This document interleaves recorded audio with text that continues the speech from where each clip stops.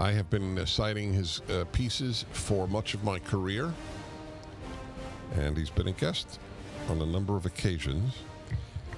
He has a book that is just published, I think this week, The Coming of Neo-Feudalism, a warning to the global middle class. Joel Kotkin, where are you holed up at? I'm holed up in Orange County, and I have to say that if you're going to be holed up somewhere, there are worse places. Yes. You remind me of my standard answer in the hallways of my radio station when people will say, "How are you?" And I can go, "Oh, could be worse." And they think it's a bad answer. And I go, no, could be better is a bad answer. So, all right, you're in Orange County, California. What do you think of the directives coming from the governor? In this case, he's not your mayor, but of Mayor Garcetti and Governor Newsom. Well, Newsom, at least has, from what I can gather, has certain degree of rationality or some escape pod. Garcetti and Alameda County, I don't know what they think they're doing, but I mean, essentially, if you wanted to create a situation in which you further destroy what's left of your middle class, this would have been a really good way of doing it.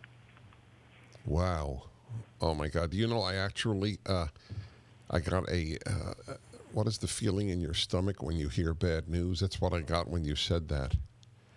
Well, you think about this is, one of the themes of the book is that already the middle class, the small property owner, the Main Street merchant, the artisan, they were struggling before, and they're struggling all over the world against big tech companies, government regulators, all these other pressures, and then you add, we're shutting you down. Oh, by the way, we're not shutting down, the big chains, and we're not, and we're certainly, this has been great for Silicon Valley and for the big oligarchical firms.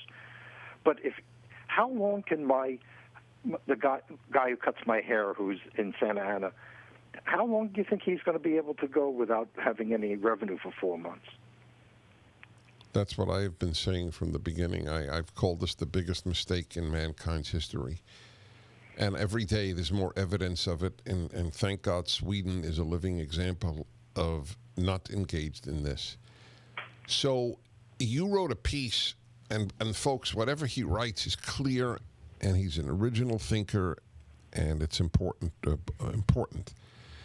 including this book, which has just come out, The Coming of Neo-Feudalism, a warning to the global middle class. Well, you wrote a piece for The Hill. What is the date on this? Let's see. I think it came out Monday, didn't it? 5/10. So, yeah, May 10th. Hygienic Fascism, turning the world into a safe space, but at what cost?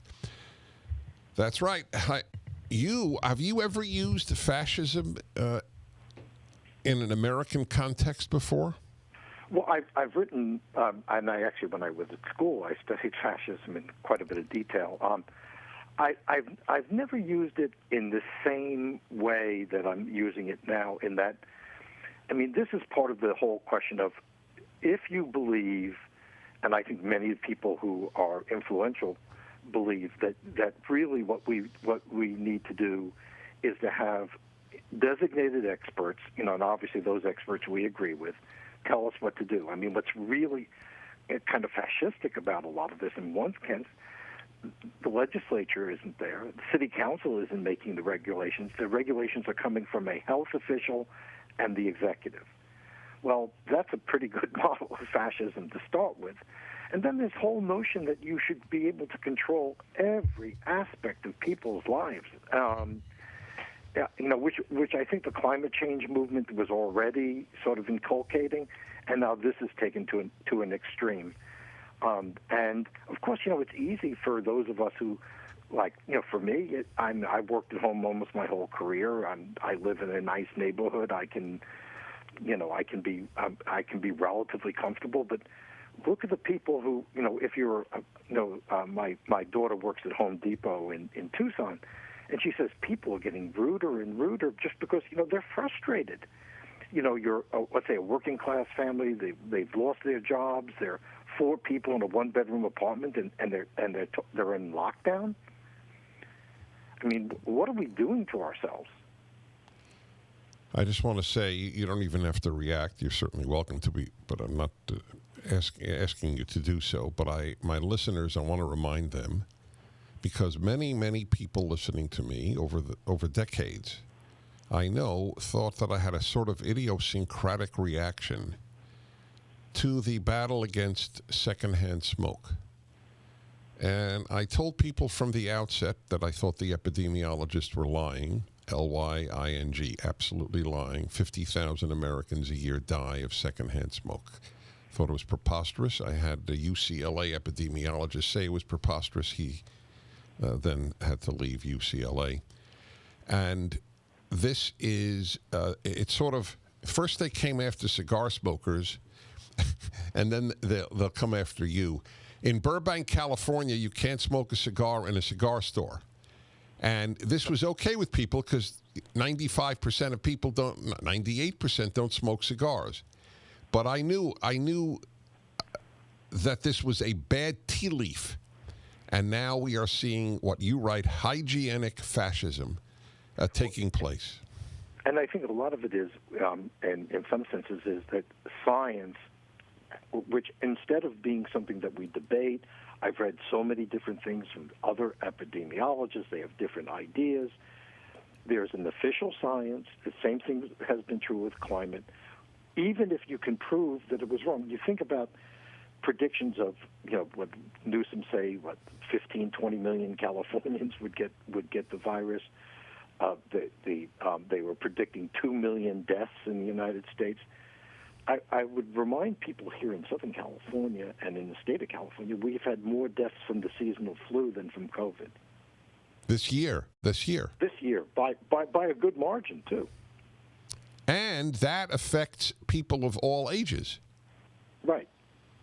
I mean, the reality is that, that we should have, as the Swedes have come to the conclusion, you protect your vulnerable populations. Right. That's exactly right. People with comorbidity factors. So what's the thesis of your book? Well, the thesis is basically that we're evolving on a global basis, and of course this is going to accelerate it, where there's greater concentration of wealth and power in ever fewer hands, and most frightening of all, the control of the means of information in this group of smaller and smaller hands. I mean, I find it terrifying that companies like Amazon and Netflix are going to have enormous influence.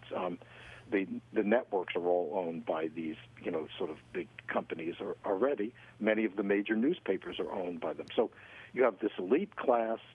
Then you have what I call the clerisy, which is sort of the yammerers, the media, the academics, the very, where you basically, get an academic to tell you the world's going to come to an end unless we do something drastic, and there's no debate. And this is very medieval. The medieval Catholic Church was not exactly a place of spirited debate on key ecclesiastical questions. Let's put it that way. And then you've got this yeomanry, the middle class, which has been the basis of democracy. Small property owners, small businesses, artisans. That is the class that's globally getting really destroyed. And many of them, and their children in particular, are becoming what I would call the new serfs. They're never going to own a house. They're never going to have a business. They're going to live marginally. And frankly, a lot of those people are going to opt for a more or less socialist model because why not?